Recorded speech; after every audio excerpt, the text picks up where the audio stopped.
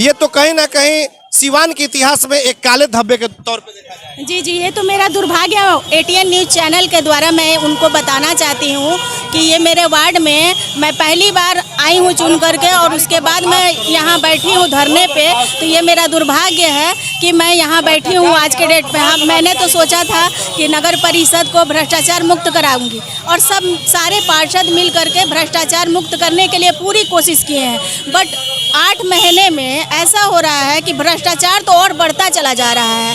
अब सर से पानी पार कर गया है, तब हम लोग धरने पे बैठे हैं। और अब हम लोग ये सोच रहे, मतलब सभी पार्षद मिल करके ये धरना को सक्सेस करना चाह रहे हैं कि मतलब वो मनीष जी आए और आ करके हम लोगों को जो हम लोग रद्द किए थे एनजीओ को, वो एनजीओ को वो भी रद्द करके और यहाँ के कर्मचारियों को रोजगार दें। और रोजगार जो वो लोग पहले काम करते थे 4% पे, अभी है 9% पे एनजीओ बुला रहे हैं, वो भी रांची से बुला रहे हैं। तो हमारे यहाँ के जो है कर्मचारी वो तो बेरोजगार हो जाएंगे, और बेरोजगार होने के चलते उनको कोई अब रोजगार नहीं रहेगा। तो हम लोग ऐसा मतलब यहाँ बैठे हैं इसी वजह से कि हमारे कर्मचारी ही, हमारी जनता यहाँ की जितने हैं वही रोजगार करे। बाहर से क्यों आएंगे जब हमारी जनता यहाँ है, ऑलरेडी है, तो फिर हम बाहर से क्यों बुलाएं।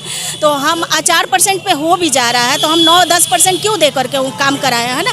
तो यही लिए हम लोग सबको पार्षद, कहीं ना कहीं एक बड़ा कमीशन का खेल चल रहा है और उनकी ये मनमानी है। बिल्कुल बिल्कुल वही हो रहा, वही मनमानी को हम लोग खत्म करना चाह रहे हैं। इसलिए हम लोग सारे 45 वार्ड पार्षद यहाँ पे बैठे हुए हैं, इसीलिए बैठे हैं। तो आप लोग ऐसा क्यों नहीं कर रहे हैं कि जनता की जब हित की बात है तो जनता को भी साथ लेकर के आइए कि भाई आप लोग हमारा साथ दीजिए।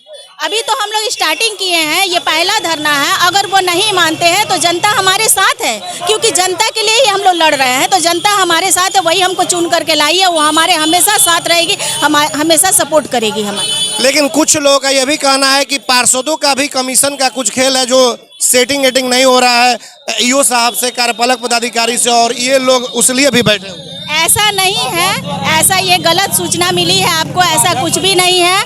हम लोग जहाँ तक हो रहा है हम लोग सोचते हैं कि जनता के हित में काम हो, क्योंकि जनता हमको चुन करके लाई है। इसलिए हम लोग सिवान का विकास करना चाहते हैं, और यही विकास करने के लिए हम लोग आज यहाँ बैठे हैं, नहीं तो हम लोग अपने अपने घर पे बैठे रहते हैं आज के डेट। क्या लग रहा है ये धरना करने से कुछ उन पे असर पड़ेगा? बिल्कुल पड़ेगा, बिल्कुल पड़ेगा, असर पड़ेगा। अगर नहीं पड़ेगा तो मंगलवार के बाद हम लोग क्या करते हैं उनको भी पता नहीं है।